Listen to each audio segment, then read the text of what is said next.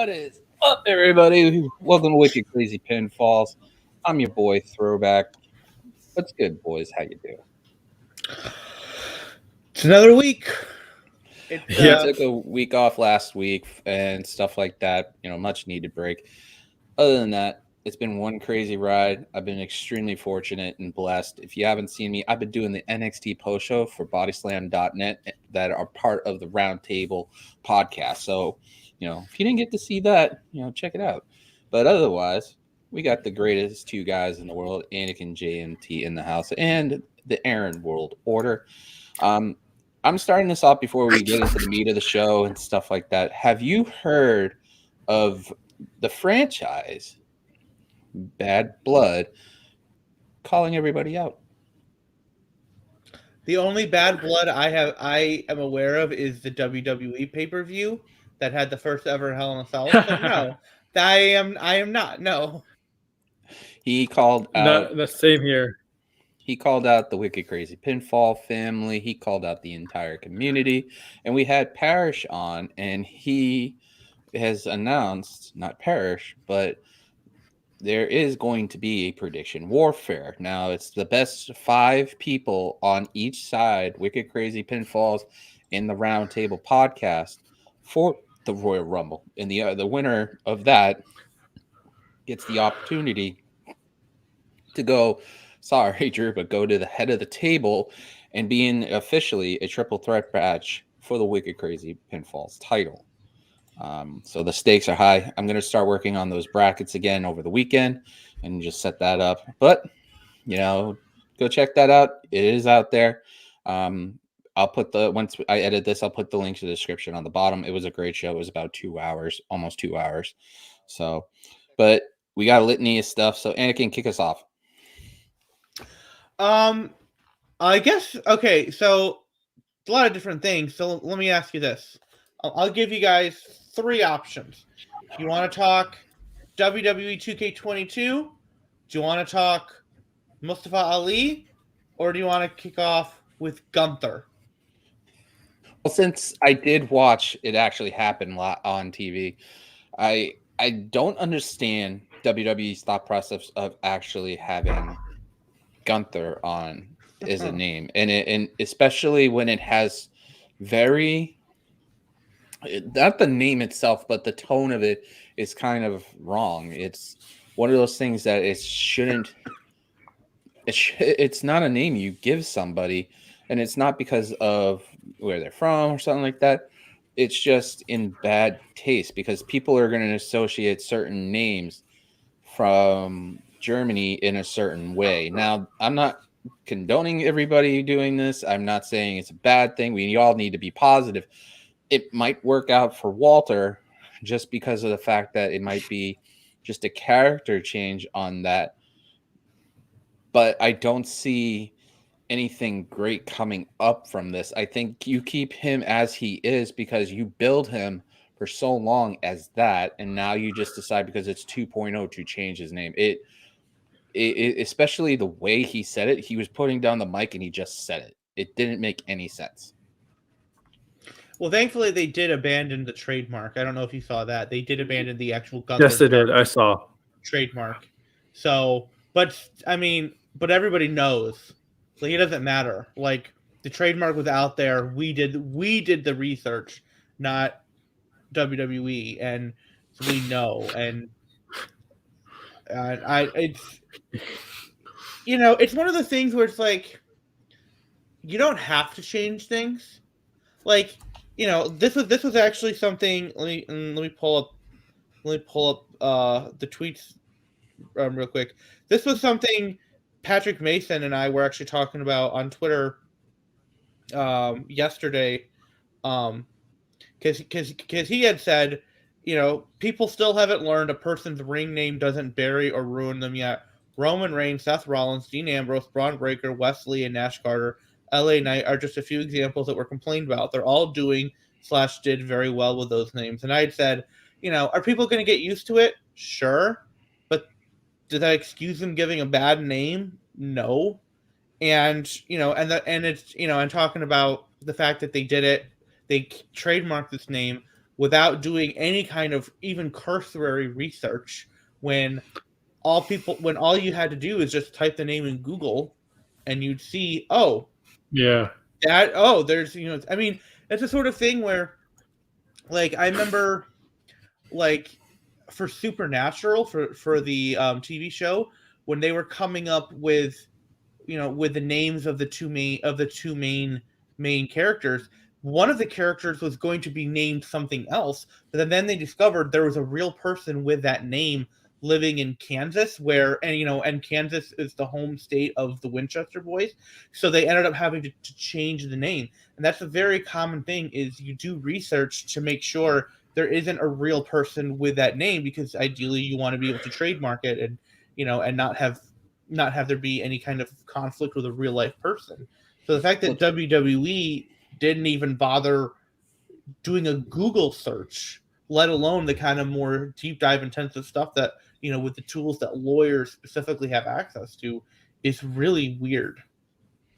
I mean, trademarks come and go, but the thing is that, the outrage and pour on Twitter was interesting. I mean, some of the pictures too of, Walter in the cafe at Friends and stuff like that was funny. But in the end of it, it's like, yeah, sometimes they do these things in bad taste, and this is really bad taste.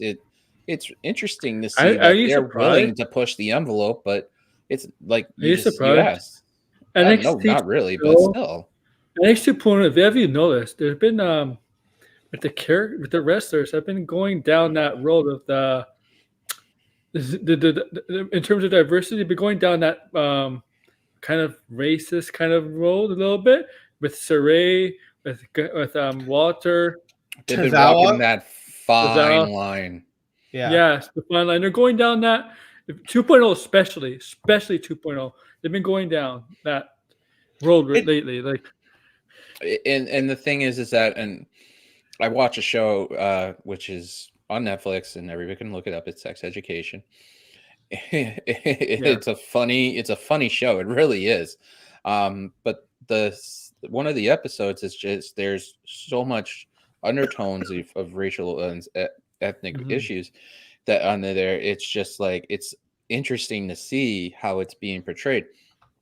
This, on the other hand, with NXT, and I didn't bring this up the other night, is that it's becoming more and more ridiculous, because at the end of it all, you're not focusing on them doing a great job. You're focusing on something that in society is deemed wrong. Yes. Yeah. It's also weird because the fact that they're changing his name now. Like, he debuted way back, just over 3 years ago at UK Takeover Blackpool. He has been on NXT takeovers. He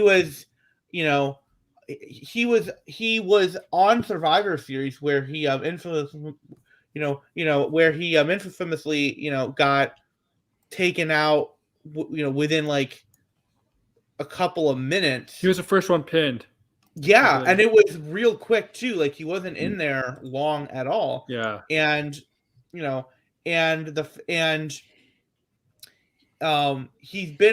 longest reigning NXT UK champion. And they decide now to change his name. And it's not, and there have been people who have undergone name change.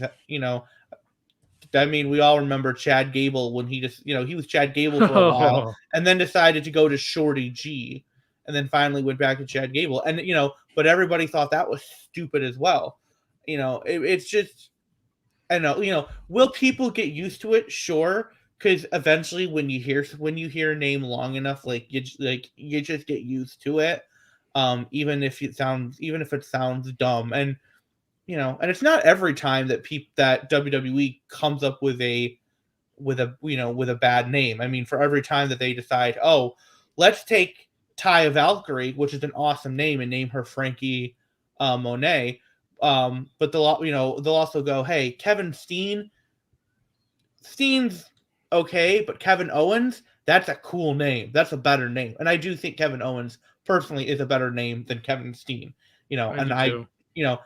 I don't have the history associated with watching him in the Indies or in PWG like some people, so that may be sacrilegious to some people. But I do think Kevin Owens is just a cooler name. KO is such a cool thing, but it's one of those things where it's just Walter by itself isn't an intimidating name, but Walter made it intimidating. Like just seeing his name in all caps made it intimidating, and the guy himself is intimidating. Yeah, exactly. And again, it's just one of those things where it's like, if it ain't broke, don't fix it. 100% agree. That's the thing I don't get at WWE. Some of the guys that bring from the UK, they'll keep their names, like Pete Dunne, Kaylee Ray. And then some of the other guys they bring from the UK, like Dewdrop and Walter, they'll change their names. Like, why change this person's name but keep the other's name? Like, what's the sense in that? I want to know. I want to know the thinking behind that. Like, because I don't get it. I don't know. And the really sad thing too is by all accounts, the match with Roderick Strong was really good. I haven't watched it yet, but people were saying, this is really good. Sick. Yeah, and yet, what's the thing that people were talking about at the end? Wasn't the match. The name. They delivered an awesome match, and then immediately afterwards, this one little thing, 4 words, the winner is Gunther, completely changes them the narrative, and that's what people took away from the episode. Not this awesome match. It's they gave Walter the name Gunther. Yeah. It's I don't know. I don't have anything else to say. I don't know if you got anything else to add, Throwback. I mean, the match itself, because I watched it, was intense. Like the welts on both of these guys was insane. You could hear Strong's chops in the whole audience, but Walter was pulling back on it. But I wanted to see these guys go at it like crazy. Mm-hmm. I mean, we'll see what happens. I mean, they could transform his character and stuff, but hopefully they make it a lot better than they do. So I'll say this. If changing his name means he gets to the main roster and he's treated better than he was at Survivor Series, okay, whatever. Because he deserves to be treated. He deserves to be treated like an absolute beast and not get the Keith Lee treatment. I'll say that much. I'm gonna say this much, right? And I'm gonna tag back on to last week since we didn't get to talk about it. The Grayson Waller AJ Styles match made Grayson look a lot stronger. Now, these two guys, Roderick looks strong even though in defeat, and made Walter still who he is. It's just I want to see somebody of a higher stature than Walter take on somebody who's like an AJ Styles caliber, or hell, if Paul White was still in there, try to pass the torch on him or have him and almost go at it. I want something where it just seems like the inevitable thing that's going to happen is going to happen. And it would be great to see AJ back in NXT, even if it's for a short run. I mean, it'll help, but the franchise said on this past Tuesday, NXT is starting to build up and pick up steam, and it's great to see. Originally when they rolled this out, it wasn't that great. I was like, oh, okay. And now I watch it weekly now, and especially for doing the show with Body Slam, I enjoy it. It's more fun. Certain parts I wish they didn't put on there, but it's really entertaining. It's fun, and I think people should give it a try. Let me ask you this, and then if you want to, we can move on to a different topic. If you had a choice between watching 2.0 or watching more of the Black and Gold brand, which would you personally prefer? Just for the style of production and stuff, the Black and Gold brand. Just because it was more wrestling tone than anything. This is more gain to entertainment, but I'm enjoying the wrestling aspect watching 2.0 still, just not more side of the entertainment. I like I'm kind of like a psychologist kind of idea where I like having the performance inside the ring make a story and make sense how they're doing stuff and have the outside story part of it, if that makes any sense. Mhm. But it's still entertaining for me. It's just I watch Raw and I'm watching and it seems like they're just going at it just for the sake of going at it. It's not like, oh my God, it has to be absolutely perfect, Mm-hmm. Yeah. Yeah. All right. Do we want to go to Mustafa Ali and that Ali literally asked for his release, which you can't blame the dude. He wasn't being used. I mean, it's one of those things he needs. He needs to work, and that guy's so talented. It's ridiculous. Where do you guys see Ali going from here? Nowhere for a while because Nowhere now. WWE won't let him go.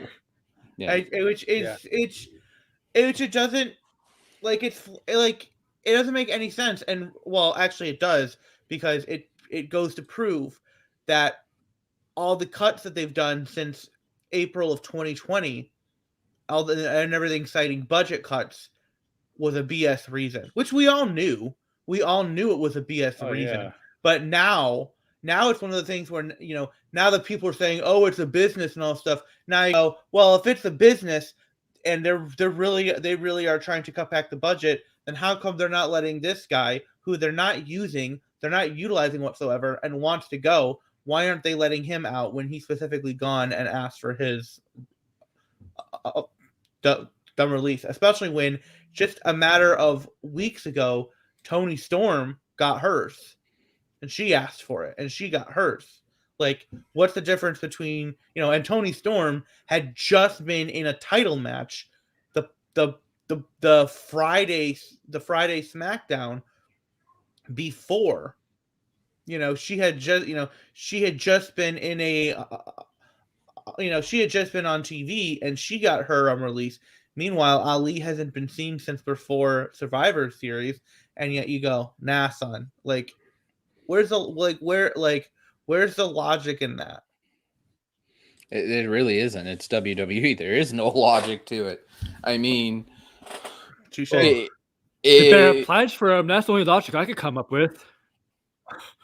If they're anything, they're trying to go the route of trying to appease him to get to do stuff he wants. I mean, you never know. He might pop up in the Elimination Chamber. That would be an interesting thing. But I think it'd be the Rumble. Well, I mean, of course he's going to be in the Rumble. Look at the roster. The roster's basically penniless.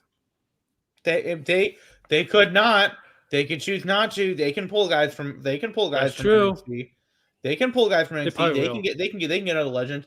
I mean, maybe he's one of the alternates because we know they do have a good number of alternates for both Rumbles in case there's people who aren't able to make it, whether it's travel issues or because of COVID. So maybe he's one of the alternates, but I'm not holding my breath that we're going to see Ali in the Rumble. And the thing is too is if he does pop up on TV again, like, here's just a fact: the talk is not going to be, oh, he's back. It's going to be, they really made him come back after he specifically said he wants his release. Now, as much as he wants his release, and I think it'd be great for him to go somewhere else. I mean, for me, I could see him going somewhere to ROH or Impact because, people will say, well, he'll go to AEW. Why not just give the idea of even New Japan? Give him an idea to go to New Japan. I think Impact, but everybody's going to say the same thing all the time. Oh, he's going to AEW. He's going to AEW. I don't. So, I saw somebody go, he would be a top contender for the X Division title and could be built into a top contender for the world title in Impact. And I thought, it sounds good. Drew. Take it down. That's a really good call. That's a really good call because he would fit. He would rule the X Division like it wouldn't be anything. Him in an Ultimate X match? Are you kidding me? Come on, like it would rule. It would literally take over. Yeah, no, and the thing is too is with AEW, like, he's not going to be at the top of the card. We know that, and because that's that they've got a good number of stuff at the top of the card, and the problem that AEW has is when it comes to their mid card, which I know they don't like using the term mid card, like even like Cody in his promo last night, he didn't like the idea of like the mid card or a secondary title, but their mid card.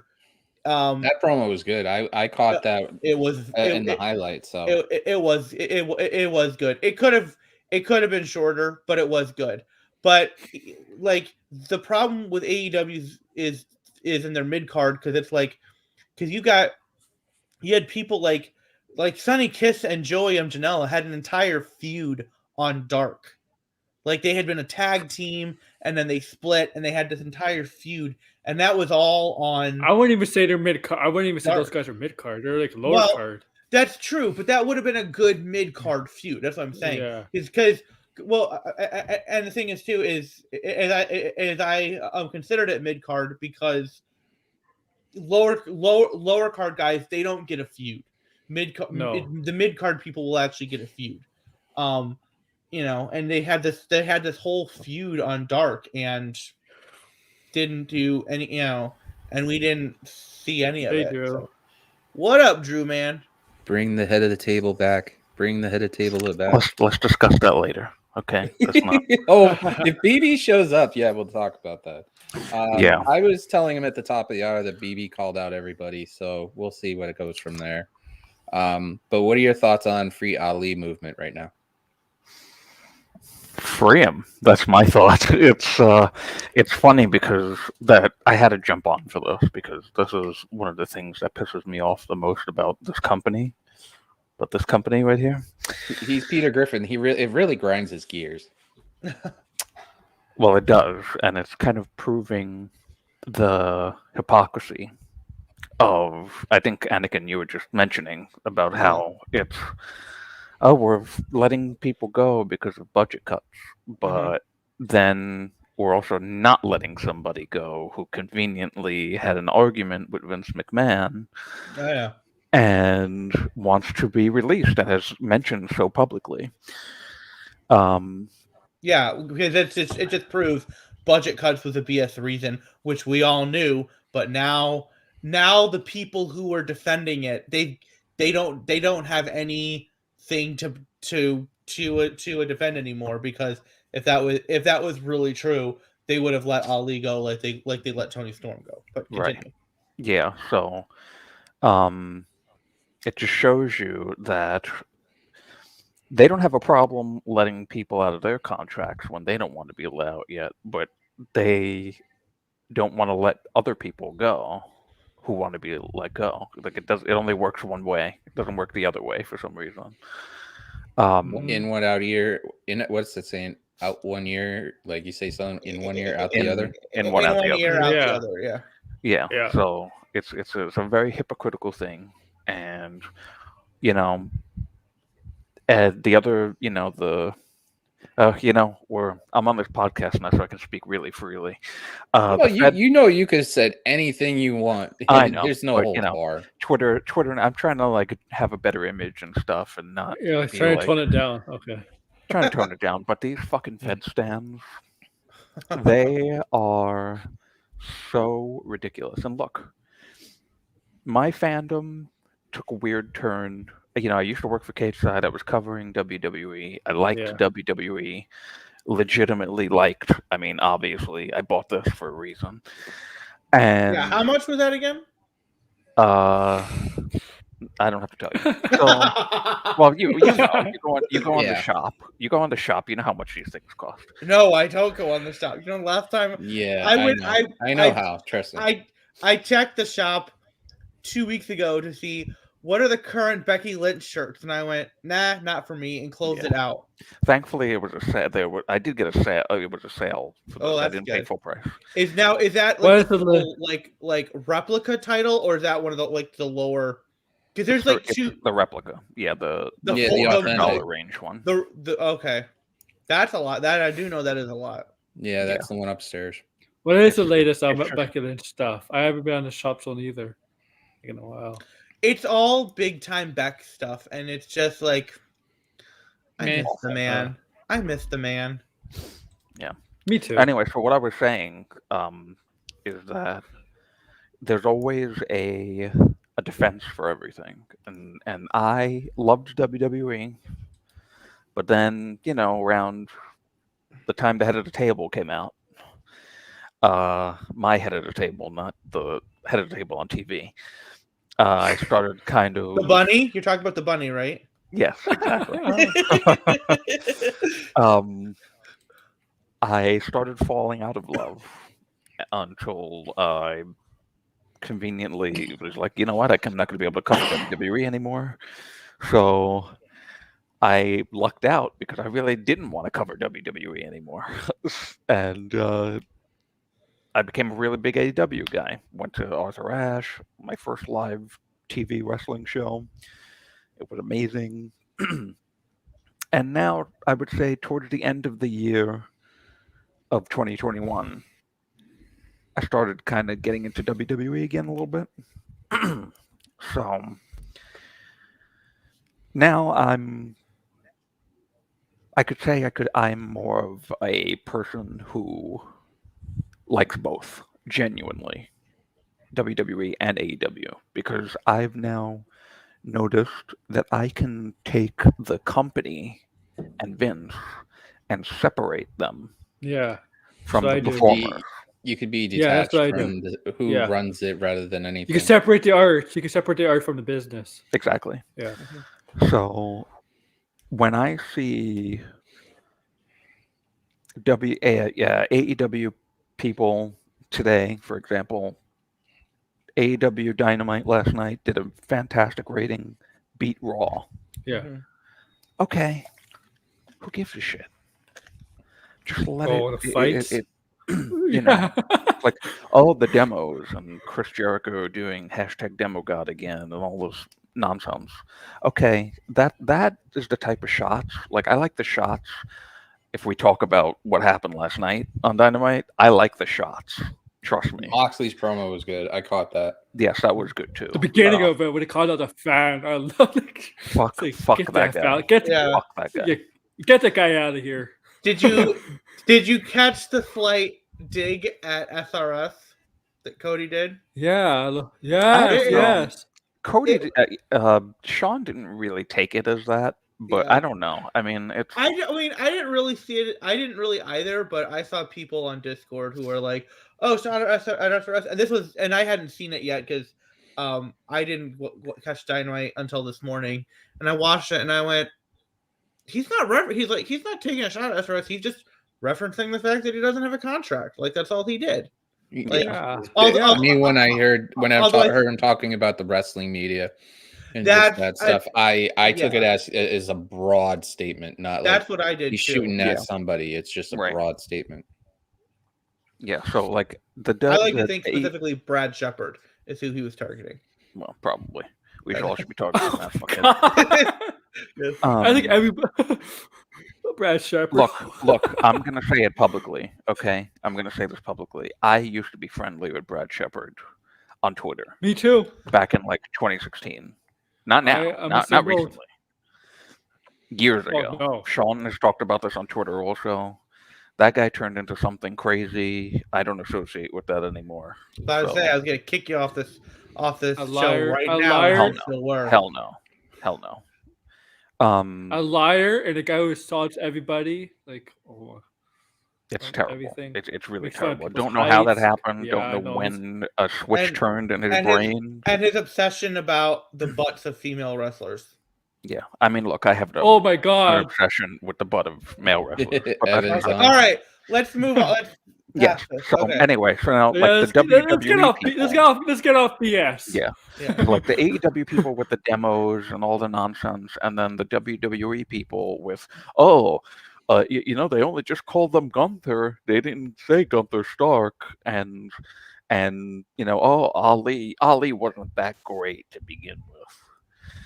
Like all the stupid bullshit of just constantly licking Vince McMahon's ass is just absolutely insane. It really is. It's just like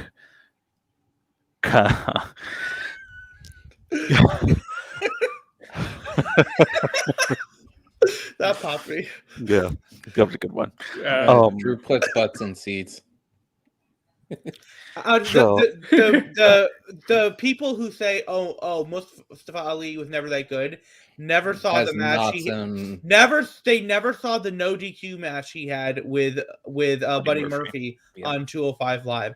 I went out of my way to see that because people were talking about that, and I was like, "Why is this guy just on 205 Live? Why is he not doing this kind of stuff like on a regular basis, like on actual TV?" Right. It was so good. Those people also conveniently forget that before he got injured in 2018, he was supposed to be on a huge main event push against He Daniel was Kofi Bryan. Kingston.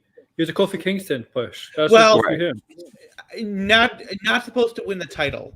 That's Well, Yeah, not win the title. I don't no, think, of but course. yeah, at the very least, yeah, he was going to be in that elimination chamber. So they saw something big in him then to put him against. Who was the who was the Universal Champion in 2018 at that time? It was Brock. I think it was Brock. Yeah. Yeah, he Oh, got yeah. to face Oh, yeah. Roman the second time, right? At WrestleMania, it was Roman's second time. Yeah, it was Brock. But that right, that was before WrestleMania, so it was Brock. At the No, time. yeah, and it was 2019. Yeah, Because it was the 19 same. was Kofi. Oh, Kingston. that's right. Yeah, Yeah, because the same Mania where Becky became Becky Two Belts is where Kofi won Yeah. the title. So yeah, it was Yeah, 2019. that's right. Kofi Mania, it was 19. Yeah. So leading up to 2019, he was going to have a big main event push, and everyone forgets about that now. Now he was just a small guy, and he's not that good to begin with, and all this, blah blah blah. He also had a really good match in the pre-show of WrestleMania in 2018 against Cedric Alexander to become Cruiserweight champion after the end of the tournament. That was a good match. Yeah. Like, Yes, look, it was. Mustafa's history in this company, he was not even supposed to be in that Cruiserweight Classic to begin with. That's And true. he got put in, and he did so well, he got signed. He had that amazing match you just mentioned, Anakin, the Mhm. no DQ with Buddy Murphy on 205 Live. Gets called up to the main roster very quickly, not as quick as Finn Balor did, but very quickly was getting ascended to the main event level. Mhm. And then he got injured. That fucking sucked. And then he came back and kind of floundered for a little while, as people who Vince doesn't want to get the main event push tend to do when they come back from an injury, Finn Balor. And then 2019 briefcase, Money in the Bank. Oh yeah. Oh yeah, he came back. He was supposed to win it. Exactly. And he got told right before he went before out going there, out. Brock's coming out. He's going to push you off and grab the briefcase. So you have to look like the biggest fucking loser on the planet, standing up on top the thing was, of the ladder. he was up there for like literal hands on the 5 minutes briefcase. looking at Brock. Yeah, and he's like, Yeah, no. Literal Yeah. hands on the briefcase. just pull it staring at down. him. Just pull it down. Yeah. Loses that, does nothing. Now the pandemic happens, and now all of a sudden, The hacker retribution. he's kind of forming this little group with Ricochet and Cedric Alexander, the three of them. Yeah. And then there's these masked ninja style looking people throwing 2 bricks through a window and lighting things on Chainsaw fire. the rope. And causing havoc on SmackDown, and the entirety of SmackDown is trying to find this group, this rogue style group. Yeah. The group. But then Raw doesn't give a shit about them at all, Yeah. except the Hurt Business. And all of a Yeah, sudden, it's true. and then all of a sudden, Mustafa Ali, he's getting out of the ring. He's going to go to Retribution. These guys themselves. Oh, well, turns out he's with Retribution this whole time. Now, The whole okay. time. Yeah. Now, okay. Obviously, already they were planting seeds that wasn't going to work very well based off of what they were doing with the shows leading up to that point. Sure. But Mustafa Ali standing in that ring with them after they beat down the Hurt Business and reaching out doing his light gimmick, that he did, Yeah. and then closing it. That was good shit. Mm-hmm. That was good shit. Mhm. And It's- where did it go yeah. from there? Very Nowhere. quickly Nowhere. down. Yeah. Very quickly down, like within weeks. Yeah. That one podcast group where the guy who was saying, "Oh, well, his Oh, I was leading up to that. his Go ahead. his video got 1 million views. Where was the support for this before?" And it's like he was getting supported. Like this, like the video where he was then revealed as the leader of Retribution got like 1 million views, and like there was all this stuff. But it's that stupid blaming the fans thing, and it's like you cannot blame the fans for not being able to invest in a character that changes week to week, then goes weeks without being on TV, Exactly. and then it's just treated as a jobber nobody. Like people were looking at the tag team of Mansoor and Ali and going, okay, this could be good. This could be cool. Yeah, And I like that. It did, and they squandered it. And it's like, how Yeah. can we invest in this if it's constantly this start stop thing? There's never any time to really build a story because they don't plan it out. When they weren't even planning on doing Retribution until Vince got reamed over about the bad creative in the shareholders call. And I remember listening to that. yeah, and he was getting asked questions about about the ratings and bad creative and all stuff. And what happens? What happens the very next week? Sleep is our. We're not worried about the ratings. We're worried about sleep. Yeah, sleep is our competition. Yeah. Well, I'll tell you what. Watching WWE, it makes me want to go to sleep. I have trouble staying awake. It's so boring. But like the very next Monday, you get Raw Underground, and then on SmackDown, you get Retribution. And Raw Underground again seemed like okay, kind of weird. And I always thought it was weird that the music they played during it was very suspiciously sounded like the music on the pre-show from All Out of that year, which if you go back and you watch the pre-show from All Out 2020 and you listen to the music and then you listen to the music for Raw Dumb Underground, they're like it is very similar and it's weird, but they didn't have any long-term plans for that. Like it's the idea of blaming the fans for stuff is so It's not working right because I'm trying to find a tweet and then I'm just keep getting the circle. I guess it's not working properly. What? No, it seems like it's having a hard time loading. Yeah, I was reading earlier. Twitter was having I was trying to fuck. The reason why I was mentioning all of that because I was leading up to what you just mentioned. This stupid ex-bump fuckhead from the other day mentioning, well, where were the fans? The fans are the fault, not WWE. Yeah. Every single thing I remember reading that too, and I'm like, why is it the fans' fault? Every single thing that Mustafa Ali did, the fans were behind. Can you imagine? Mm-hmm. Can you imagine Can you imagine a showrunner for a TV series blames the fans for their show not getting good enough ratings and getting canceled?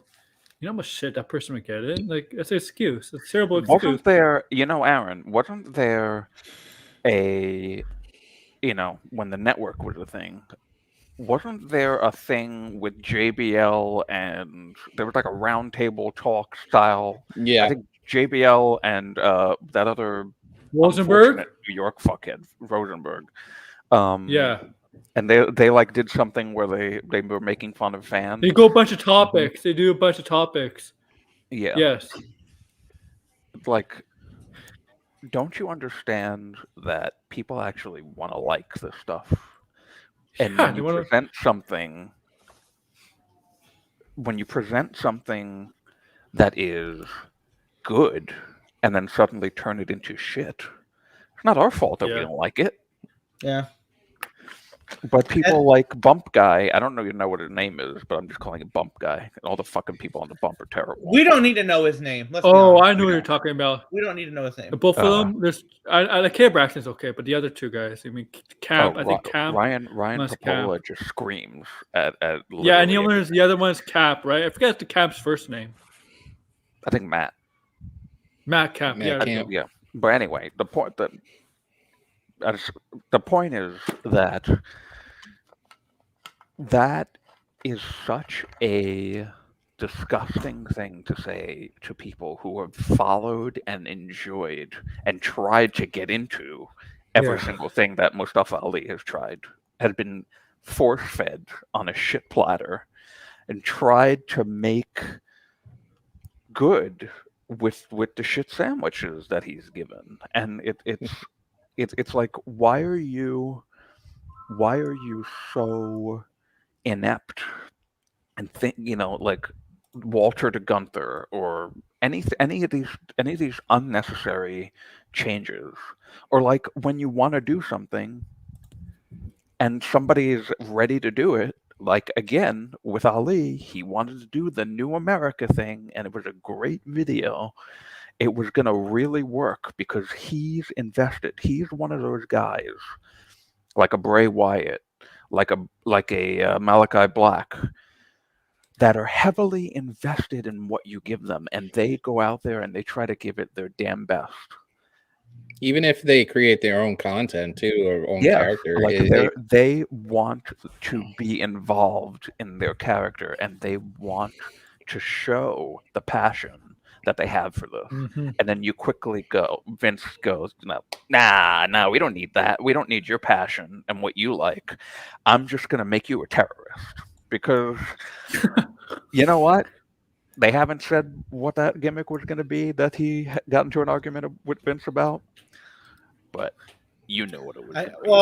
I know if it was, a lot of people are speculating that. I mean, the truth is we don't know for sure. It could be something that sources in WWE told SOS was something that he would never have done. Yeah. And he specifically have said one very specific thing that he never would do. Yeah. After and you know what? To be honest with you, the New America thing has slight undertones of that. Very slight undertones of it. But it's not full on. Yeah. Muhammad Hassan. Not Hassan. Jesus Christ. Yeah, that's true. You know what I mean? No, you're right. You're right. Oh, that was his name, right? Yes. Yes. You have it right. Muhammad Hassan. You're right. So why are you taking something when you have good people like that? You have good people like Mustafa Ali. When you have good people like Aleister Black at that time, Bray Wyatt, Samoa Joe, William Regal, great minds for the business. I know some people don't like Bray Wyatt that much, but I'm sorry. I loved The Fiend originally before it turned into what it turned into with Alexa Bliss. I loved that thing. That SummerSlam 2018 when that character came out and that fucking music and that lighting, the production, it was the best fucking thing they had ever done in my 6 years at that point of watching them. It was the best fucking thing I had ever seen. The production was like Kevin Dunn wasn't behind the controls. Okay, it was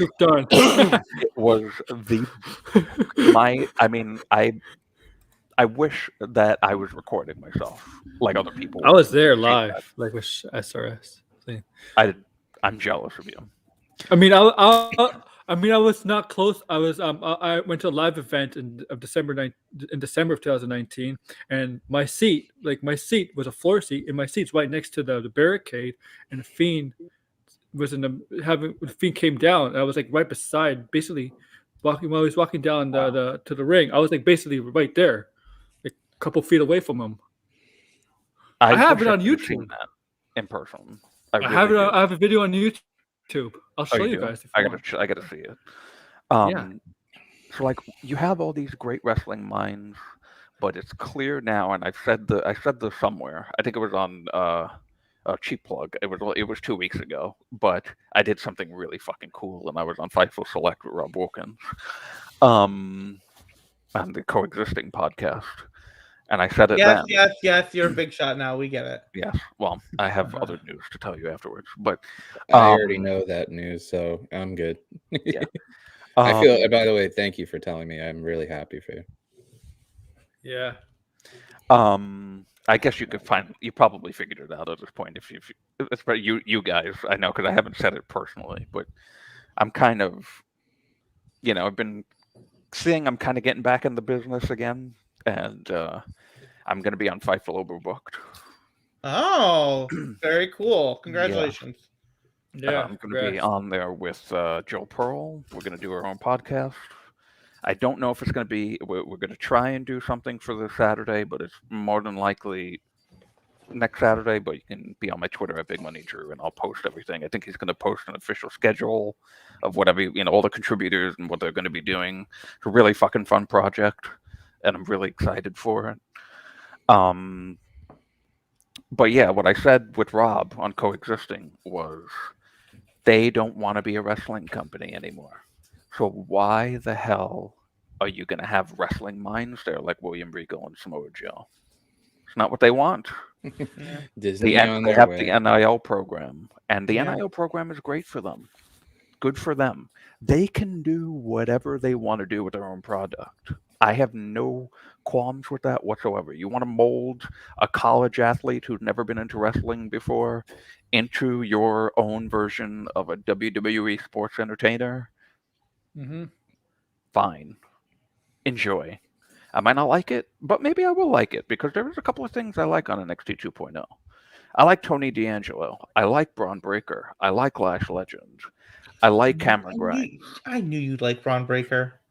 Well, You just like looking other at reasons him. too, but Yeah. the point is that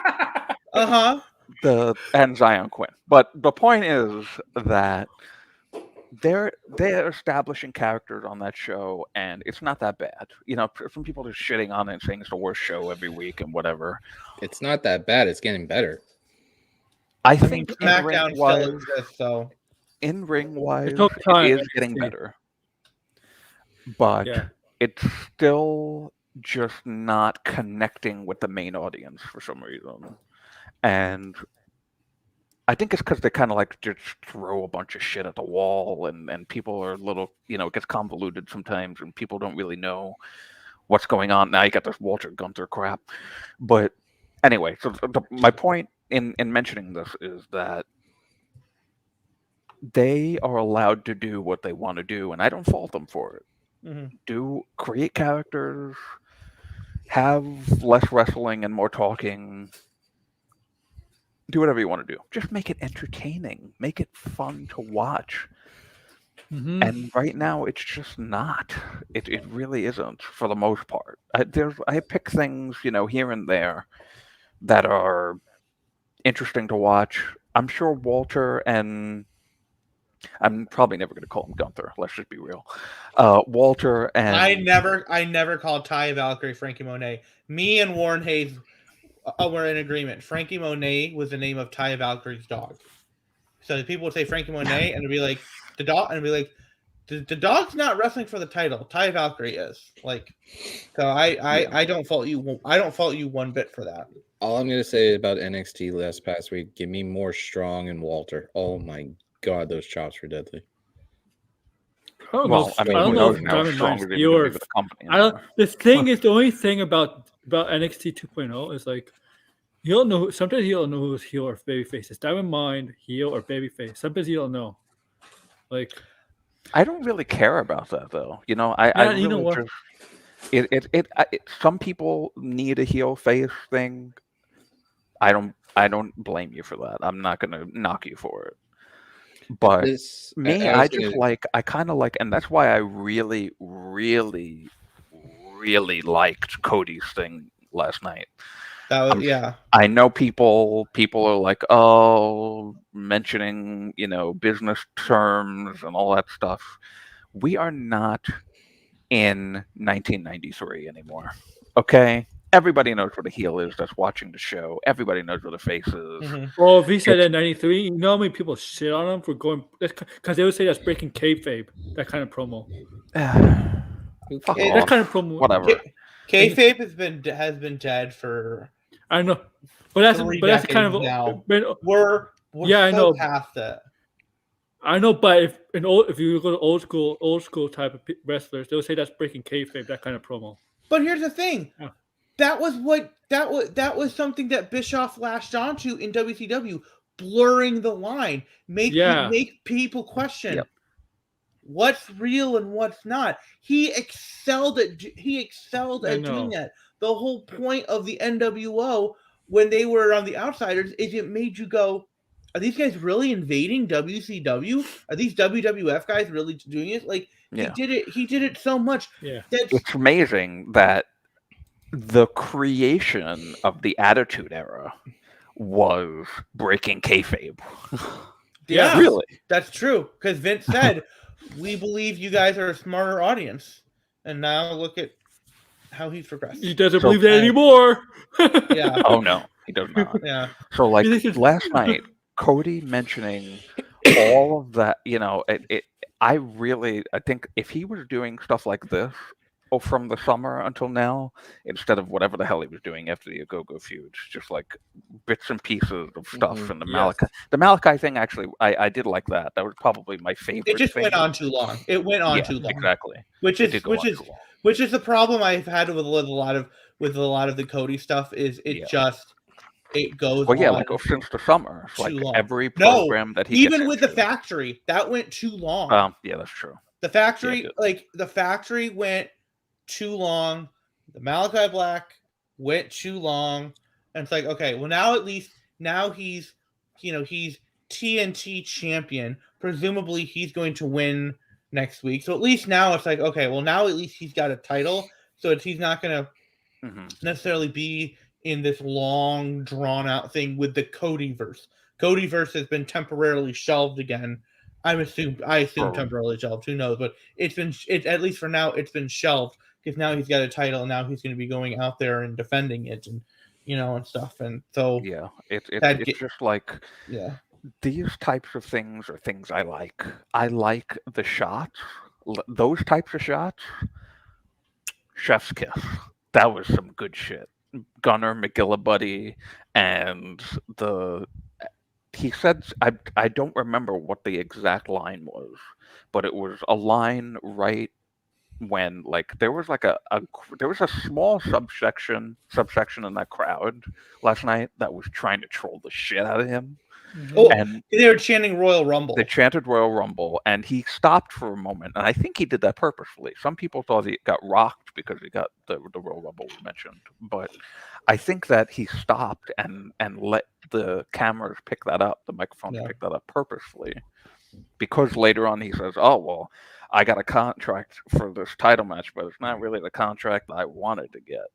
So, he's playing with this real life stuff. And something that he said in that promo, not verbatim, was about how for 20 years, but he was talking about the lineage of the TNT title. Yeah. And he's talking about, Yeah. In 20 years, we have been preconditioned and taught that if this title doesn't say world in it, it doesn't matter. Or it's a secondary title. He's fucking right. Yeah. Mm-hmm. He's right. And it's trying, we're trying to, I'm saying we, it's not, I'm not AEW, but what AEW is trying to do is get people who just were watching WWE for 20 years to go, you know what? There is an alternative. Maybe you might not even like it that much, but there's an alternative out there, and they're trying to get more people involved. And I'm on board with it. Well, so, and the great... They're also, with that promo, is Cody was trying to deprogram them with that line to be like, why are we so conditioned to one thinking when here's a different perspective? It's kind of like a fresh air of an idea of that. Yeah. And the great thing is that there are so many more alternatives now. Like last week Friday, I watched my first ever GCW show and my first ever indie show. Happened to be the one in Detroit that Ray Callahan was at, which I'm so jealous of. He was inches away from Kevin Nash and Sabu, and apparently one of the chairs that was getting thrown at Sabu hit him in the foot, and he was really excited about it. The only time anybody will be happy about getting their foot freaking hurt. Right. But I watched it, and and here's the thing. If I had tried watching it before the pandemic, I probably would have struggled with the size of the crowd, because I was even having trouble watching regular NXT TV that wasn't the takeovers, because the takeovers would be in the arenas for Raw and SmackDown. Television would be in Full Sail, which is a much smaller crowd. And I'd be thinking, like, oh, it's just different. It doesn't feel big scale. It's hard to get into. Then the pandemic hits, and then I'm watching Raw and SmackDown in the PC in front of nobody.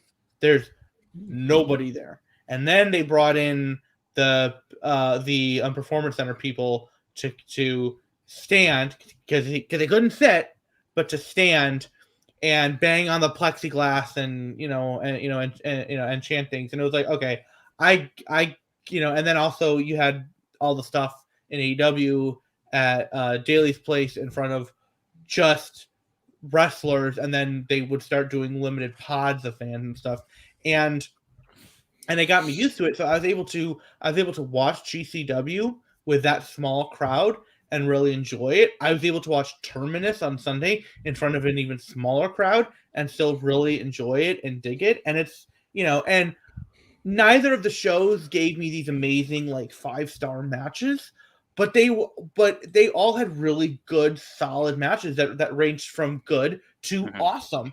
And there wasn't really, the one match I didn't care to see was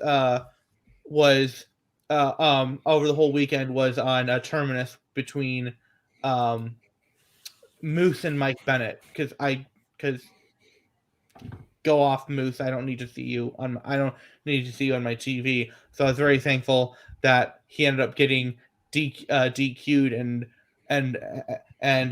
Mike Bennett got the win. I'm like, good for Mike Bennett. You beat Moose. But it's like there's so many alternatives now, and so now it doesn't even have to be AEW or WWE. There's a wealth of stuff out there, and I know it's been there. There has been stuff out there. There's been Impact or TNA. There's been Ring of Honor. There's been New Japan, but there's so many other alternatives out there, and it's one of the things where, like, if WWE stands, if they were to just go, let's try it. Let's go ahead and watch the show. They might not like everything on it. They might, they might not like the ultra-violent death matches the GCW will typically have, on their show at the end of the night. They might not be a fan of Effie and Ali and all these other things, but they might go, oh, but that match was good. That was a good match, or that was a lot of fun. And they might be able to go, okay, there's other stuff on here that I like, that I can kind of vibe with, and be like, okay, I'd be willing to sit through more of this, especially when it's so cheap. It's like, okay, I'd be willing to sit through more of this, because there is stuff there, and then the other stuff can, like, be something that can grow on them. Like, look at Orange Cassidy. He was somebody that, for me, I was kind of like, Meh. I don't know. And now it's like, oh no, I get it. He's grown on me. But you got to be. They have to be able and willing to really step out of their comfort zone and watch. And as the quality of WWE goes down, is what I think has helped to drive people to go to check out this stuff. I mean, GCW is running the Hammerstein on Sunday. Like the original home of WWE Raw, one of the big homes of ECW, along with the ECW arena in Philly. Like that and the Hammerstein were like the two big places. And that's where both of the one night stands happened, including the one where Rob Van Dam won the title from John Cena. Yep. Was there in Hammerstein. There's so many other options and alternatives now, and people just need to be willing to try them out and check them out. And tribalism is a dirty thing. yeah, It really is. I mean, and no matter what, I mean, good grief, the tribalism that I've seen over this Xbox is buying Activision stuff. And it's like, oh yeah, there's the console tribalism. There it is. It is not just in wrestling. It's the same thing. That's why there's a law in the Constitution against monopolism. So I mean, if that wasn't there, Disney would run the whole world, pretty much. I mean, they must do already. Wait, does it? Yeah. I don't think that's in the actual Constitution. I think that's just. Yeah, it is. Okay, I don't remember. I don't remember. Well, somebody has the Constitution here. You're Canadian. You don't know anything about our Constitution. What are you talking about? Yeah, but it's probably the same here in Canada too. Me as an American, I'm not really up to date on all that shit anyway. Well, but yeah, monopolizing is probably the same thing here in Canada. Well, speaking of games, just real quick, Rey Mysterio on the cover of 2K22, and then they came out today. Oh, for $100 pre-order, you get all this stuff, including yes, you heard that right, Drew. $100, you get all this different pre-order stuff, including three different versions of the Undertaker. Hold on. You didn't hear about 2K22? Let me hear it. I mean, I saw that there was like a little trailer. Hold on. Actually, I like the trailer. From what I remember, 3 editions. Hold on a second. There's standard. There's deluxe. Deluxe is with the Undertaker, and the NWO version has NWO stuff. And hold on. Let me 2K2022. Look, I'm just going to say this while you're doing this. 2K2022, and we're trying to, progress, and all they're doing is, I don't knock them because I love them to death. But Rey Mysterio is on the cover, and the 2 DLCs are the Undertaker and the NWO. Where's Roman Reigns and like all the current people? Yeah, I'm like, why is Mysterio on the cover? I mean, like, Mysterio is legendary, but like, it should be something like Roman Reigns on the cover again. I'm actually surprised that Roman Reigns is on the cover. Yeah, I know. I think it's because there was a little part in the video that I saw where Roman takes Drew McIntyre's sword and he's riding away with Paul Heyman. I actually thought that was pretty funny. I thought that was pretty funny, and that maybe could be a little bit of a sign of where they're pointing for WrestleMania this year. If Brock, how long is Drew out? Or maybe beyond Brock, but yeah, because everybody hopefully thought this game is good. Was going to happen. I'm just hoping. So I'm still trying to find the thing with the exact price, but here's the thing: I think this is their last chance to really make a statement before the AEW game comes out.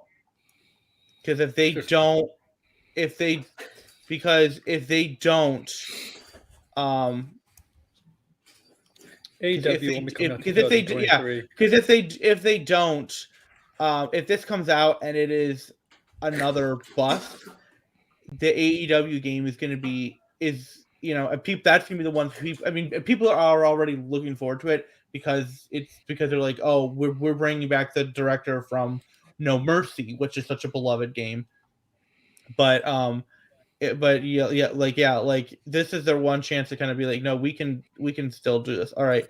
So hold on. Let me do boom. Hold on. This one. I think this is, yes. Okay. So this is the NWO for Life edition. Playable NWO, Hogan, Hall, Nash, Six, Bischoff. Where's Undertaker and Immortal Pack. 3 additional Undertaker personas. NWO bonus content. Starrcade 96 Rey Mysterio pack. So let's see. To pre-order PS5. Let's see how much that is. $120. I'm not buying that for that much. I'll buy the deluxe, but I'm not buying the NWO pack. This is so that's that $120. The deluxe edition It's is 100, I think. Is 90 maybe. Yeah, Maybe $100. 100. $100. Now I wonder if it's if it's the same for for PS4 version, or because it's last gen, it's a little cheap. No, it's the same price. Wow. So I'm just gonna say this: don't pre-order games. We are not in the thing where the only reviews are in magazines and there's limited physical copies, and you got to make sure that you're able to to get a copy so you don't have to wait. There are reviews put up online on IGN, on Kotaku, on GameSpot, on all on VentureBeat, on all these different places. You can buy games digitally, so there's no need to worry about there being actual inventory. You don't have to worry about, oh, I need to go and get my disc, because you can just buy it digitally. There's zero need for any game, period. Even if it's for a franchise that you love, there's zero need to pre-order a game. You can wait for the review to come out, and then you can go, okay, yep, that sounds like something I want, and then you just go and you click buy, and it'll digitally download. And then depending on I have no choice on my PS5 because I have digital only. Oh yeah, I mean and there's zero reason to pre-order any games, period. With every single game being available digitally, just wait for the reviews, people. Don't be, and especially with this game, it's like you definitely want to be waiting until reviews come out before you decide if you're going to drop. After the 2K20 $60, debacle, let alone $120. After the 2K20 debacle, I don't know how anybody would buy a WWE game on pre-order. I mean, anyway. You want me to pull up the responses on their Twitter, because I guarantee imagine. there are people who will, like, it's. Oh yeah, I know there are people who will. I'll probably buy it. I'll buy it on pre-order. Yeah, I'll download it on PS5. You're gonna pre-order it? No, I'm gonna get it on PS5 digital anyway. I have no choice. So yeah, but you're gonna pre-order it before reviews. Because if you do, you're just going against directly everything I just said. No, but usually reviews for video games come out a couple days before. Depends on what the embargo is. Oh, I don't. I have it in my wish list. I put my games that I want in the wish list. Sometimes I decide not to get them. Here's the thing, and I know that you make content, so it might be a little bit different for you. But here's the thing, normally, if the embargo for a review is 12:01 a.m. of release date, that's a bad sign. I know. That's typically a bad sign. If they wait till it. There's actually once, I don't remember what game it was. There was a game where the review embargo was 6 hours after the game released. What the fuck? I'm dead serious. I don't remember. What? I am not making this up. Let me see. Wow, let me see if I can find it real quick. It had to be one of the worst games ever if that's the case. I just want to see a video based on the features, because we know they have a little bit of the features in the trailer. I just want to see the features first, go in detail with the GM mode and stuff like that, and how the new the gameplay system is. I just want to need the gameplay, the feature, GM mode, and what other features it has, because here it is. It was Assassin's Creed Unity, and it was actually embargoed until 12 hours after the game came out. And if if you might remember, and if you don't know, I'll let you know. Unity, that had a bunch of bugs and problems when it came out. There was a lot of problems with that game, and people weren't made aware from reviews when the game was actually available, and by that time you could buy it digitally and get it right away. And people would go and they'd go, "Oh, a new Assassin's Creed game," and they'd buy it digitally, and they'd be going in blind because no reviews were up. That's bullshit. It was an absolute train wreck, and it was one of the things where basically all the video game media sites were like, "Nope, we're not doing that. If that's what you're going to be, we're not going to take your codes. We're not going to take your review copies because we're not going to abide by that." And then Ubisoft is like, "Okay, we're not going to do that again." Unity wasn't that bad of a game. Ubisoft is like, Once they fixed everything, it wasn't. I didn't play until later, but there was. I mean, it was not a Cyberpunk 2077 debacle. It wasn't that bad, but it wasn't great. So why don't we wrangle this in? Drew said he wants the spotlight for a second because Drew made an appearance on the NXT show after BB called everybody out. So how is your experience on the NXT show, by the way, being on that for the first time? That was nice. My body slam debut, making debuts left and right here. It's crazy. It was nice. I mean, I wasn't on the whole show. I was just on after the franchise decided to call me out. So, Stain called you out? Wow. Shane Douglas. It's a franchise too. Might be a better franchise than the other one. Well, anyway, the point is that it was very nice. It was a fun show, and Chris Parrish also trying to take me under their wing of champions. You know, how many does BB have? Like 5 or something like that? 6. He wants this one, so he wants to add 7 to it. 5, 6 plastic things, and and then Parrish had something covering his junk. Sorry for the next person who has to hold that belt. So we'll see. We'll see what I decide. Do I want to defect to the champions team, or if I want to stick around with you lovely dopes? Well, like I said on the show, you're familiar, man, and that's just straight up. That's not, and this is all genuine too. That's just straight up, not smoking anybody's pipe. These guys are family to me. Everybody Listen, around. I don't know if they're like aware. that. I don't know if I'm going to say this publicly on this channel. I don't know if Anakin and Aaron and the rest of the people in our Wicked Crazy crew, I don't know if they're aware of what you asked of me. To bring back the head of the table for this? Yes. For one night only. Anakin, you want the head of the table to come back? One night only. Why not?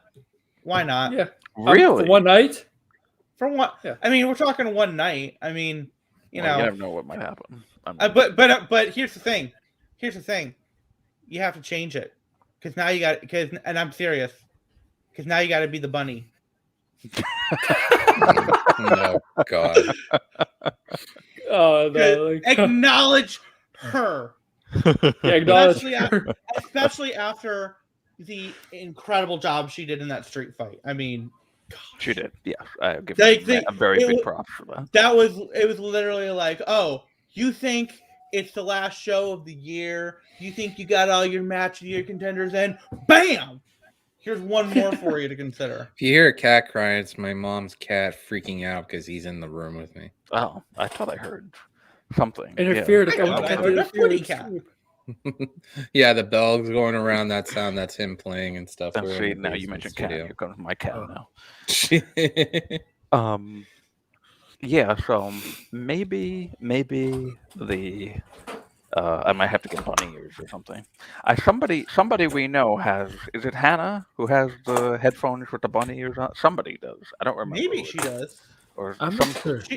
She might. Our junior kickoff from Poker Star. The Who's heck that? was that? I heard Where's my something phone? about. Oh, your phone. Okay. But Yeah. we have till Thursday because the Rumble's coming up next week. So we have Thursday to find out your decision because what he said Saturday, a prediction show. So Wrestling Warfare is coming down, and you never know. Wicked Crazy Pinfalls is slowly becoming part of, the bodyslam.net crew. So, why not have fun with it? Bring back the one guy that everybody wanted to go against, but was the one guy that basically got The the belt. third highest score in the whole tournament. So, Yeah. This is actually, we'll say this. This is the same guy, after all, that RJ City himself cut a promo on. Yeah. That We should get RJ on the was show. the highlight of the run of the head of the table. Yeah. well, Hello, Drew. If you don't recognize me, I don't blame you. It's not your fault. You're a cultured man. This is your dear old sweet friend, RJ City, and I.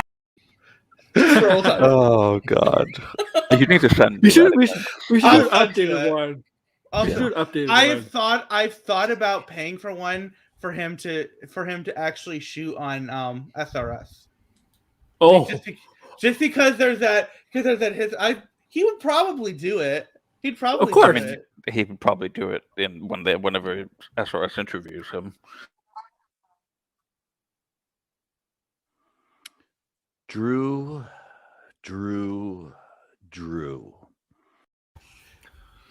Actually, really, could we make that like a GIF and just have that run all the time? I like Drew. That's really good.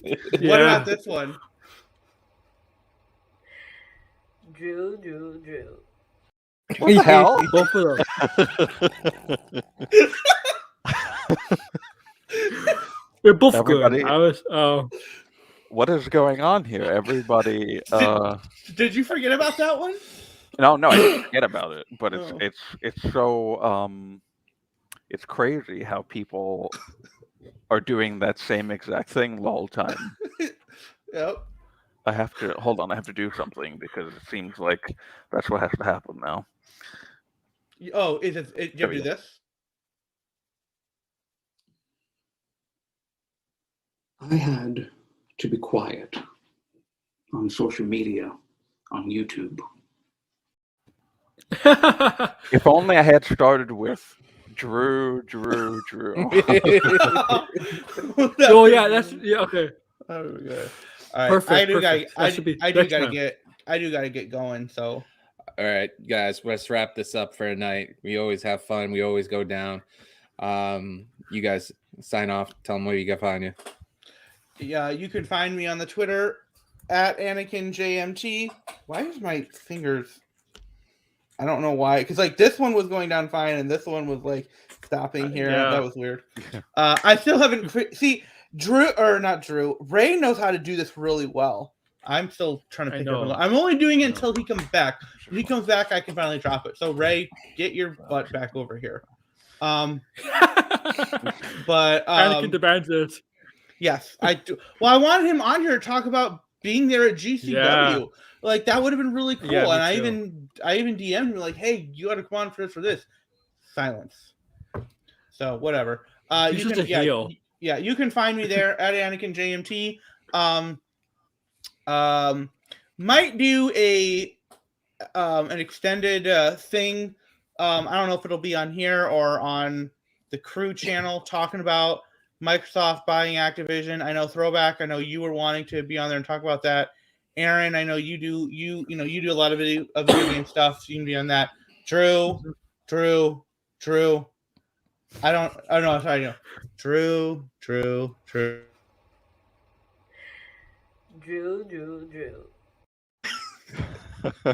I don't know if you have any interest in being on that, and I don't know how much into video games per se you Not are, really. but We Yeah. we should cut these videos and just make a loop every time he comes in.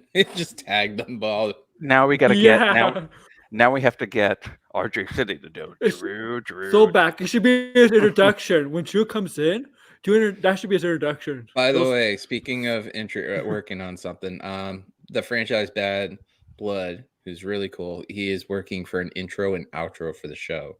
oh, that'd be cool. So nice. we're For gonna. this show? Yep. Oh, That'd be awesome. So I looked have an into doing idea. that once, but I was just like, I don't have the skills necessary to be able to make one. I was telling him maybe take clips of every parts of the show, every dramatic part, and have one isolated of each one of you I guys will saying say, something. if you need some audio stuff, I don't know if he's trying to do like a whole production or if wants to do a certain aspect of it. The person who did the distraction theme that they had, Kylo Voss, he was very good on that. So I don't know if maybe you want to hook up with him or something. He Yeah. was very good. I loved the distraction theme. Yeah. R.I.P. Yeah. All right, I do got to get going. Have a good night, guys. Later, See you man. later. Yeah. See ya. Your turn, Aaron. Okay, you can find me on my Twitter at Aaron Will Order AWL. It's basically the same thing down there, and you can find my YouTube channel. Same thing as on my YouTube channel, AWL Aaron Will Order. I have been scaling back a little bit of wrestling. I've been talking more about pop culture kind of stuff, but if you're interested in pop culture, that's movies, video games, TV shows. I'm talking about Batman tomorrow. Well, actually, I'm doing a review on the Batman Tim Burton movies. You guys know what the Tim Burton Batman movies are. And Saturday, I'm doing a review on Peacemaker episode 4. Go watch Peacemaker. It's a tremendous series starring, everybody's favorite wrestler, John Cena. Yeah, my boss actually is watching that right now. She's like, "Oh, you should watch It's a good Peacemaker." I was show. like, I can't believe you even know who John Cena is. That's a good show. Yeah, so come check it out. That Peacemaker episode 4 spoiler review is Saturday. Check it out if you can before you come to my show, because unless you want to be spoiled. And all I gotta say is, Drew. totally can find you, my friend. If this is the only way to have Maggie on for a little while, I'll just take it. Have her just cut different Drew for any random time. For when I'm able to be on the show.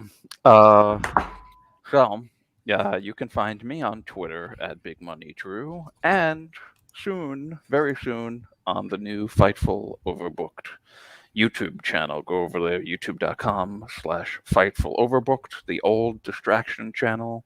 If you were subscribed to the Distraction, it's the same channel. We've taken over. And there's going to be a lot of fun content on there. Joe Pearl, myself, just today, Jeremy Lambert did a cool show with Samir, friend from Sammer from a long time ago from 411 Mania. Very cool show. And tomorrow he'll be doing the show with SP3 at 8:30 in the morning. So 8:30 in the morning? Yeah, 8:30 in the morning. Dude, I'd be down to be up there on a Wednesday at 8:30 in the morning. I'm usually up anyways. I'm not up at 8:30.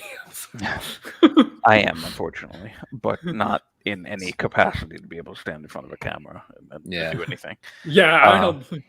Yeah. So go follow that channel, youtube.com/Fightful Overbooked. And you'll see updates from when I'm doing my thing with Joel, maybe on this Saturday. If not this Saturday, then we'll be starting next Saturday.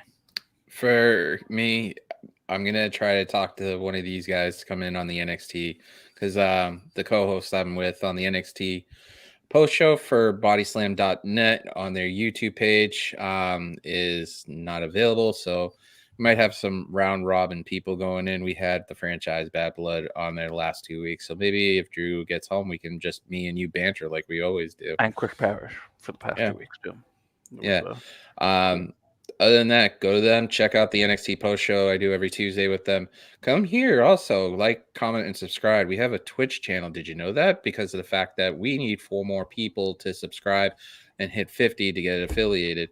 So that would be a great thing. Other than that, hit the subscribe on the YouTube. We're getting there close to 240. We're stuck at 236 right now. So it would be great to get over the 240 mark and build some momentum going into 2022. Got a lot of stuff planned. These guys know what's going on. So why not you? Catch me at right there, Throwback 978. Same thing on the Twitch. And you guys know where to find me. I'm not that hard to find, especially since I guess from a point of perspective, I suck because I'm from Boston. So if you can catch those two. Other than that, do a good deed, pay it forward, just live your life to the fullest and live with no regrets. Have a good night, guys. Good night. Drew.